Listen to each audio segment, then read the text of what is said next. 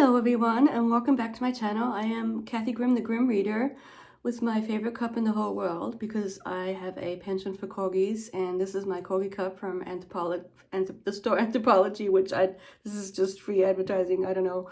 It came across the feed, and I was influenced to buy it because of this, because it's adorable. And I'm drinking my first cup of coffee, even though it's after 11. Everything is different on a Saturday for me because it's the day I mindfully don't do any work, and I just, as the TikTok girlies say, rot. A rotting old lady. That just doesn't sound very good, does it? Anyway, I come to you today to talk about books, per usual, per most of the time. And what I want to do is talk about my between the semester reading plans. So we're gearing up for the end. It's the last weeks. I have a ton of work to do per usual because I have a heavy load, and it's all rolling along towards the finish, which will happen for me. So classes end May 10th, and then there's one final I have to give for 2 of my classes. The other one will be done, and so then I have to grade that final in that final week and turn grades in that the sort of midweek of May, and then I'm done. Then I don't have to do anything teaching-wise until the 26th of August, I think. So that's my summer. And I have 2 trips lined up, and that's all good too. And at some point I will talk to you about them if I do the weekly stuff. But let me tell you about my plans. And so it's a bit of a slash acquisitions video, because it seems to me, I buy books in a kind of, it's a mixture of haphazard and not haphazard. I let myself get influenced to the point of I need that book, even if it's just a mention of it or something. That does kind of happen sometimes, not too often, but some of the new things here I've been influenced by booktubers mainly to purchase because they sound like I want to read them. But this first, and the other thing is, I'm going to make these videos a little bit shorter. I'm going to sort of split them up into shorter videos. I have a feeling it's just less of a commitment to sit down and watch a shorter video of me rambling about my plans than to have it all just be one big long video. And they're all kind of like sort of separated into little projects and ideas that I have. So that's why I thought this would be a good idea to do them. And the first one has to do with the fact that I'm very underread in ancient literature. I'm embarrassed to say, to be honest, that I have not read a lot of the Greeks and the Romans, the Latin literature and Greek literature. And another plan I have for perhaps closer to retirement or even in retirement is to start learning ancient Greek. There's a wonderful online group of people who offer summer, or it starts in May and goes through August, so I could technically do it. But I think I want to focus on reading, just relaxing now, and then, because it is a class and I would have to work on it, and I'd have to study ancient Greek, which would be work for me, but fun work that I want to do. But I do want to have a sort of even emptier schedule than I do right now.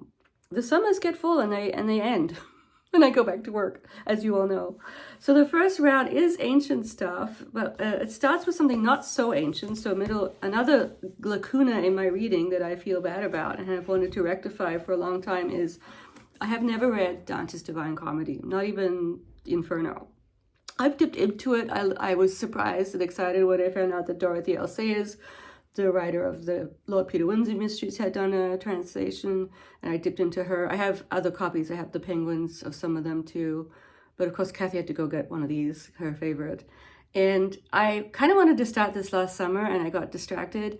There's a fantastic website from Columbia University with lectures and different editions, and it's all beautiful. So that would be a really great resource for reading this. There's also the booktuber his first name is Tom, Italian booktuber who's done little recordings about each of the cantos. So I really am excited. And now I'm recalling what happened. I started reading this, and I got bogged down in all the references. And at the very beginning, the person who's referenced a lot is his guy who guides him, Virgil. And I'm like, wait a minute, Virgil, he's important, isn't he? For Dante, he's important. And I have never read any Virgil. And it just kind of I thought to sort of get a better sense of where he's coming from, and we'll never be able to read completely in his mind, I do need to go back and read Virgil. And so what happened was, we went on our little vacation / anniversary trip to Hocking Hills, and we stopped in Columbus at this really fantastic bookstore that was a little hard for me to navigate, but I did find a cute little, unannotated for sure, edition of the Aeneid, which I've also never read. And so I thought, okay, I need to read the Aeneid, and because of wanting to, before I read this. So I thought, okay, I need to read this before I read this. And the Aeneid is, about Aeneas, tells the story of Aeneas, a Trojan hero who flees his city after its fall. And as far as I understand it, I'm so weak on the connections here, that I think what is going on is, if you read this, you kind of have to have already read another one that I haven't read, and that's in the thumbnail, which is the Iliad. I have never read the Iliad. I have read and taught the Odyssey, and I never got around to it because, to be honest, I'll be honest with you, I always thought I'd be bored with it because it's just about men fighting. And back then I was sort of too busy with trying to do my stuff for getting tenure, and I just didn't have the expansive attitude of, well, to understand certain things and everything, you need to have this is foundational knowledge. And so I really want to read the Iliad. Now, the issue here is that Emily Wilson, the wonderful sort of modern classicist who has translated the Odyssey for us, that is working on her Iliad translation.